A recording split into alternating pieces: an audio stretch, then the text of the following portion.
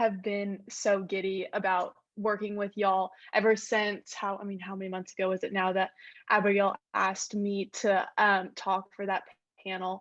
And I think like I always tell my dad like that was kind of the time just like I saw this whole transformation completely change and like I was like, this is going to be real. Like, I'm going to help kids. And I was like, after the panel, I was like, I need to be working with these people and getting it out there. So I am so honored and grateful to even being in partnership with y'all and just so excited to see all the things that come from this and the kids that we're going to help and support. And yeah, I'm super excited. Absolutely. And so to give some background and context, when I started survivingbreastcancer.org, it was shortly after my own personal diagnosis with breast cancer, really trying to figure out what is the platform that I wish I had when I was going through my diagnosis.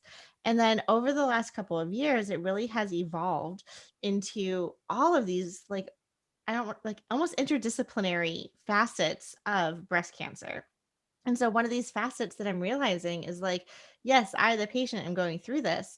But then, if you have children or as a child who's going through your mother, and, I'm just going to be very inclusive here too, right? Like if you are Yeah. the 1% of men with breast cancer and a father going through breast cancer, how are you internalizing this? And that there are different stages of how children are processing. You might have you might be a pregnant mom. You might have young toddlers at home. You might have adolescents or people just about to go into high school. And so, how they understand these kind of bits and chunks of cancer, I think, needs to be age appropriate information that we deliver to them. But then, outside of taking that framework of the person who's diagnosed, how should we talk to our kids about cancer? How do the kids talk about it? What is going on in your mind? And that is something that is the lived experience that I cannot share because did not go through that. You are the expert in your experience. And so I think bringing to light that there is this unmet need to support this this demographic, this community of Yeah. kids who have a parent diagnosed with cancer is critical. So basically kind of how it all like why breast cancer and just like all of just helping is so important to me is my mom. She is my why, she's my best friend, just the way you see your mom. And she was diagnosed when I was 2 years old. And obviously, what is a 2 year old now? Like we're not processing this type of stuff. Like we're like, we just want to be with mommy, just like I want to hang out with her all the time. And so as years went by and she went into remission, still didn't think anything of breast cancer because it just wasn't really. And I always say this at the beginning, like um, every mom chooses to deal with breast cancer in their own unique way, and no way is right or wrong. It's just the way they choose to do it. And so my mom chose to deal with breast cancer by not having it define her. And so that's kind of how I want to like preface by telling this story is like a lot of the way I say this story is that it was never really at the forefront of my mind. It was always at the back because that's just the way she wanted it to be. So that's my personal way I'm telling my story. But so she was in remission for a while, thank goodness. And I had so many of the years where you just like kind of go through learning life where she would pick me up from school, we go to the library, go to the farmer's market, just do all of those things. And it didn't kind of I didn't start thinking, oh, like my mom's like actually not okay until about in 2014. And this is when she would text and be like, I can't pick you up from school. Your dad's going to, because I had to go home after getting chemo and I'm just super tired. And then one thing led to another. And then there was an oxygen tank in her room. And I was like, what is this big thing? Like, why is this here? And I was like going to bed earlier than usual. And just like all of those things, I was like, there are signs of something is not right with her. And come October 20th, 2014, was the last time that I saw her. And then she passed away the morning of October 21st, 2014.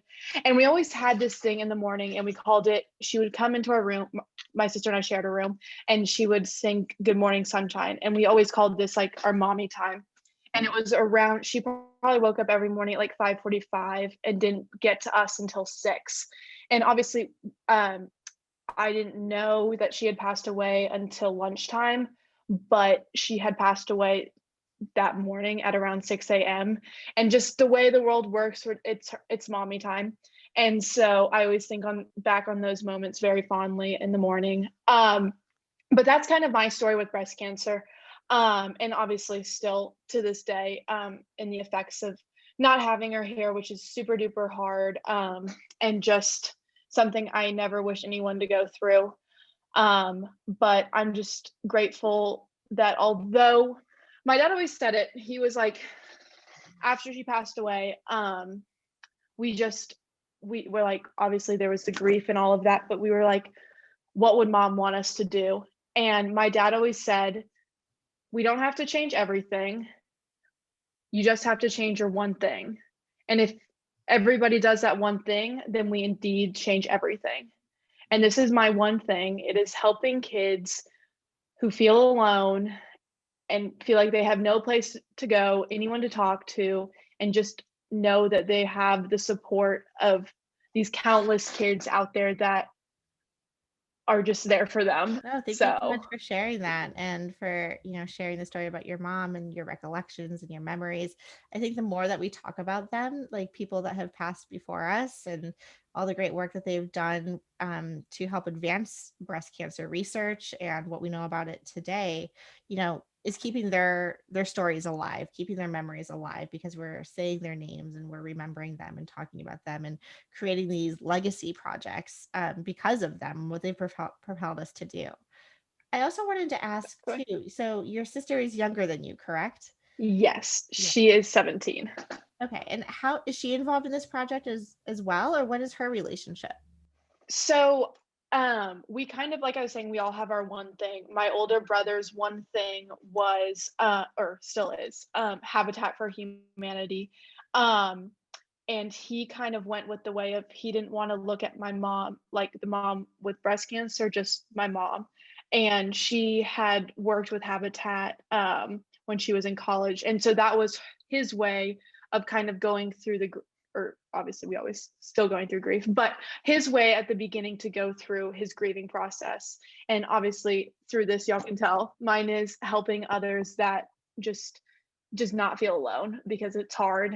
And we all never want anyone to feel this way. And my little sister, hers is Ronald McDonald House and just helping those in need. But obviously, I talk with her all the time and I'm like, Caitlin, what do you think about this? Caitlin, what do you think about that? Like, what do you think mom would say about this? Like, do you think mom would like this? Like, what would you do in my shoes? So she's definitely here with me all along. Like, we're all here, this unit of four with our one angel in heaven, all doing it together. So she's definitely helped a lot. I love that. And this community for kids that you keep talking about, can you tell me a little bit more about that? I know we are partnering strategically with that at survivingbreastcancer.org and you, but I would love some clarification also for our listeners and viewers who are going to our website.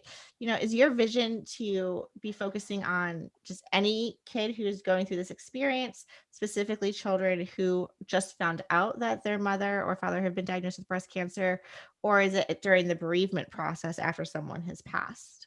So so even a little backstory of even why when I even started thinking about this idea, it was in 2016, and like that was 2 years after she had passed.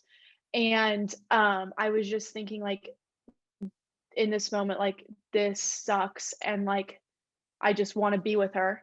And I was like, I bet so many other people are thinking this too, but I don't even feel like I can tell anyone. I'm like, who do I talk to? Like, Mm. I'm like, I talk to my friends about this? Do they even understand? I don't want to talk to a therapist. I don't want to talk to a counselor. Like, I don't want to talk to my dad.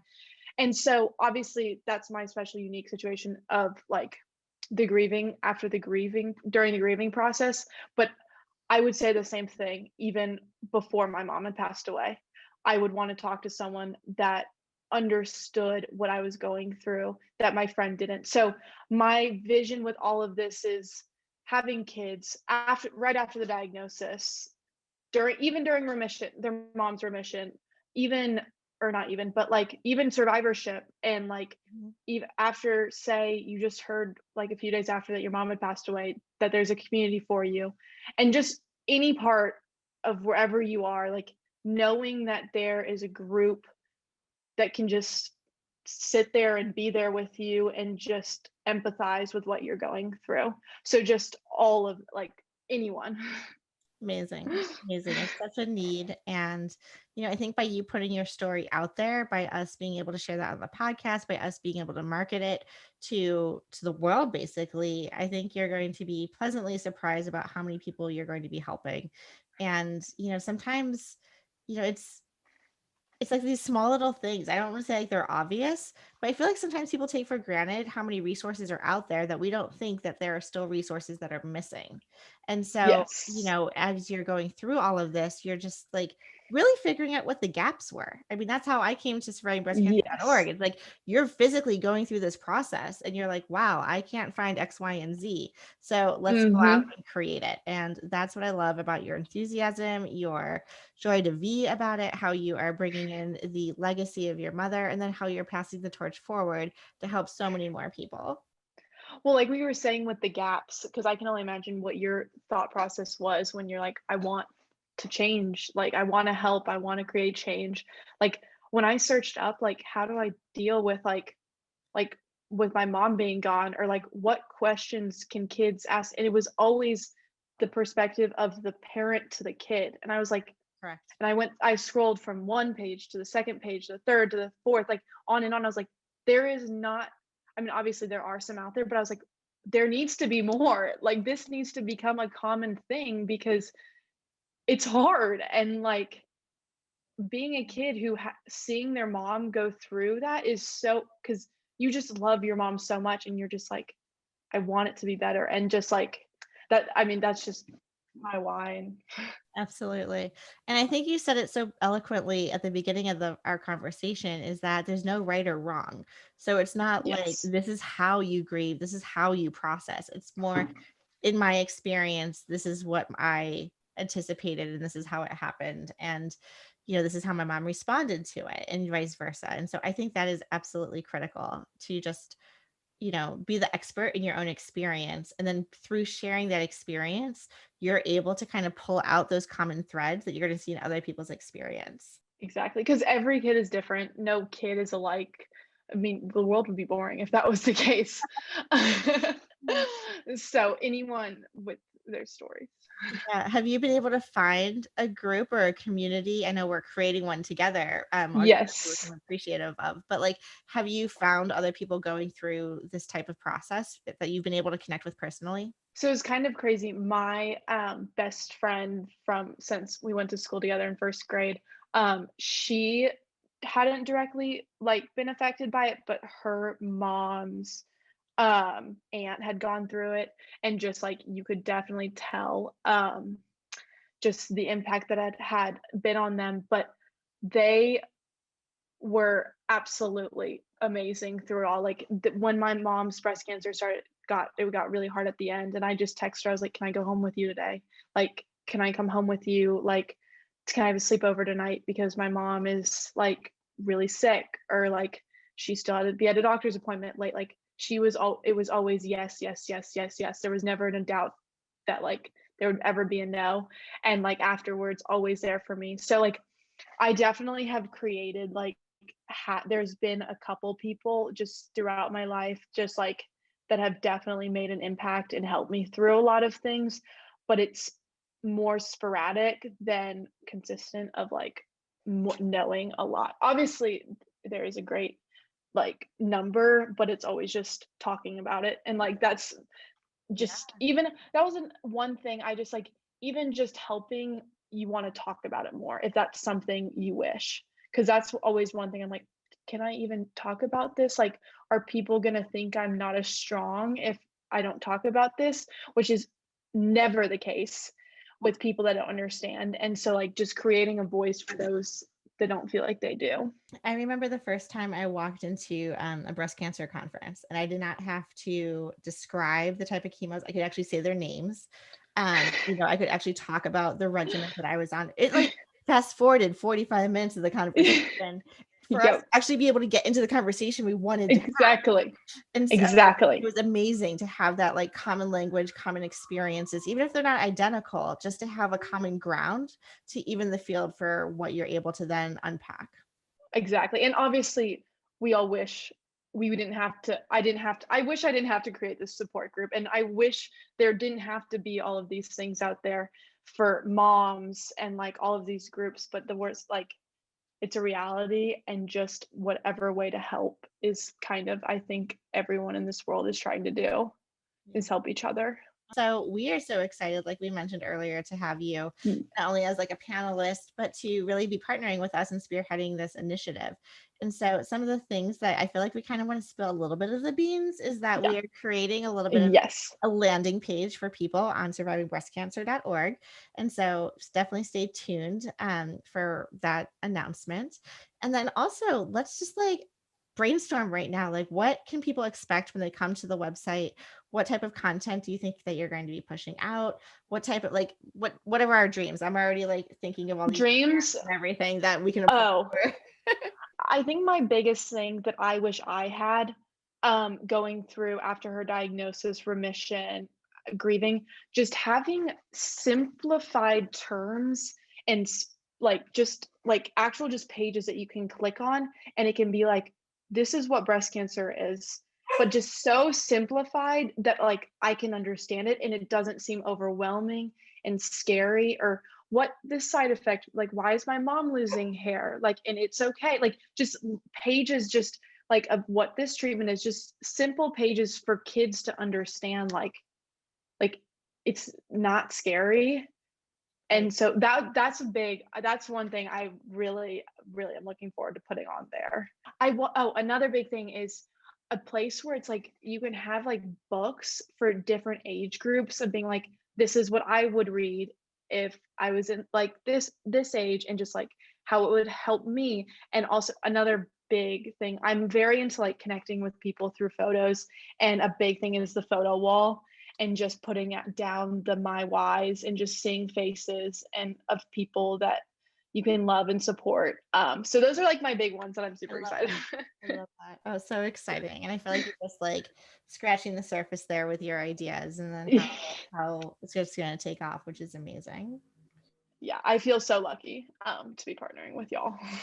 Well, I mean, like I said, we are just like over the moon excited. And, I think I'm not sure if it got like hidden or buried with some of our laughs and conversations, but, I think part of this too is also looking for philanthropic donors, looking for grants, looking for partners Yes. who actually want to believe in this initiative to really help us take it from ideation to actually Yeah. fruition. And, but I think at the end of the day, it's this genuine human connection. It's real voices, real lives, real scenarios, real mothers. Like everything is authentic in what we're going through in our experience. And that's what I base our organization on. It's, education, resources, and community. And you are doing that, which is why we're just so thrilled. My background is also in entrepreneurship. I know you come from a background of entrepreneurs. And the Yes. idea is like we put it out there and we refine, we reflect, we tweak, we get things better. Sometimes it is a step forward and three steps back, but that is what the process is. And, I think we're Yes. going to go through that and figuring out what people want, what people don't want, what's helpful. And Mhm. understanding what's helpful for one person may not be helpful for the other person and vice versa. And that is okay too. Exactly. Exactly. Like we said at the beginning, everyone's unique, and that's what this page is. And we're always changing and learning and hearing different perspectives, and it's all good. It's all good. I love it. It's all good. I love that. Amazing. Well, Kyla, thank you so much for sharing your story, your vision, your aspirations. We are just over the moon so excited to be partnering with you on this. It's going to be fantastic.